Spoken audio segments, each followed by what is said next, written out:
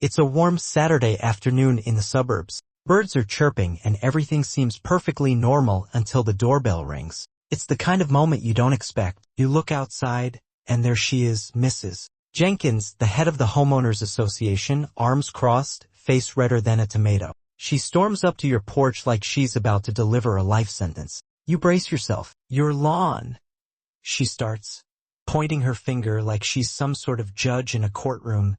It's out of line. That's a violation. You're getting a fine for that. Your mind is spinning. A fine? For what exactly? A few blades of grass too tall? But this isn't just about the lawn. It's about the fact that, despite everything you've done, you don't fit in. You're a teen. What do you know about lawns, about rules? What do you know about anything? And as she walks away, muttering something about a final warning, you feel it, the injustice, the sting of entitlement. But here's the kicker.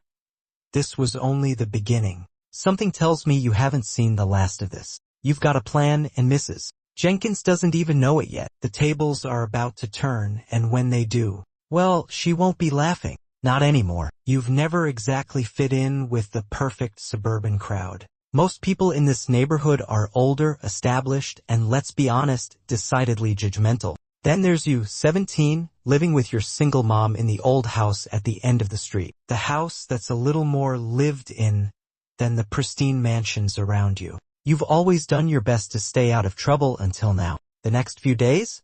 Complete chaos. It all started with that lawn incident. That's when Mrs. Jenkins, who lives 2 houses down, decided that it was her mission to make your life miserable. The first fine wasn't enough. No, she escalated.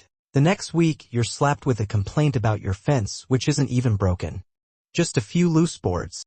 At first, it seemed petty, over the top, but then it got worse. Mrs. Jenkins started to rope in the neighbors. Everyone was watching you like a hawk. The man across the street, Mr. Thompson, left a nasty note about your trash cans being a little too close to the curb. A few doors down, Mrs. Campbell knocked on your door to complain about the sound of your music at 10 a.m. Seriously? Each complaint got more ridiculous, more personal, and the HOA wasn't just looking the other way. They were complicit. You could see the whispers, the judging stares. It was a social crucifixion, and you were the target. It wasn't long before you realized this wasn't just about rules or fines. It was a full-blown battle for your freedom, for your right to exist the way you want. But what could you do? You're just a teenager, right? They had all the power. Or at least, that's what they thought. That was just the beginning. The weeks passed, and each new complaint felt like a slap in the face. You had to fight just to live in peace. The absurdity reached new heights when Mrs. Jenkins, emboldened by her little victories, decided it was time to take action. She went full-on vigilante mode. First, there was the threat of a lawsuit. She sent you a letter from the HOA's lawyer saying your mailbox violated the community aesthetic guidelines, whatever those were. A mailbox. It was the most ridiculous thing you'd ever heard. But the HOA wasn't backing down. They were coming for you, and they weren't stopping. Then came the ultimate betrayal. One morning, you wake up to find your driveway spray-painted with disgraceful and eyesore. Someone had gone that far, defacing your property in the dead of night. As if that wasn't enough, the HOA made it official. They were fining you for a property value degradation. How? Why? Because you didn't own a perfectly manicured lawn?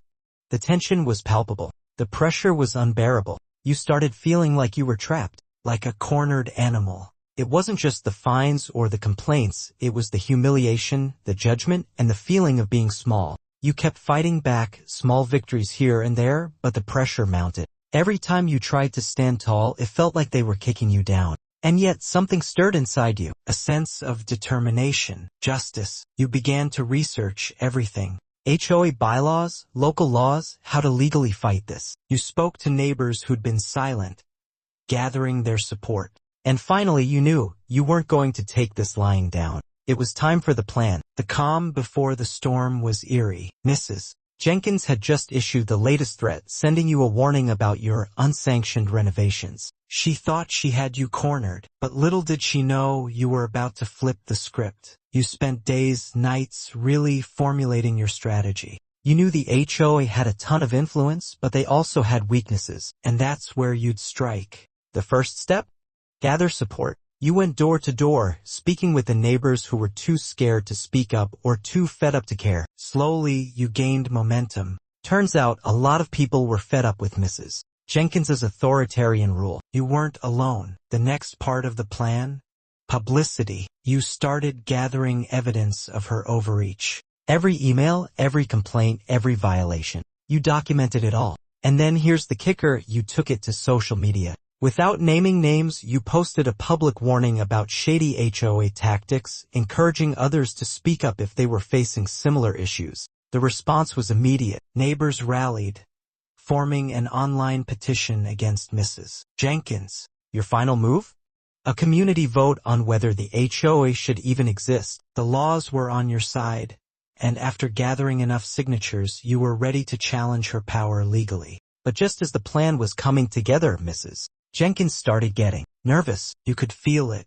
Her once confident facade started to crack. You were no longer a helpless teen in her eyes. You were a force to be reckoned with. And then the real game began. The day of the vote arrived. You stood at the front of the community hall, nerves running high. But there was something about this moment.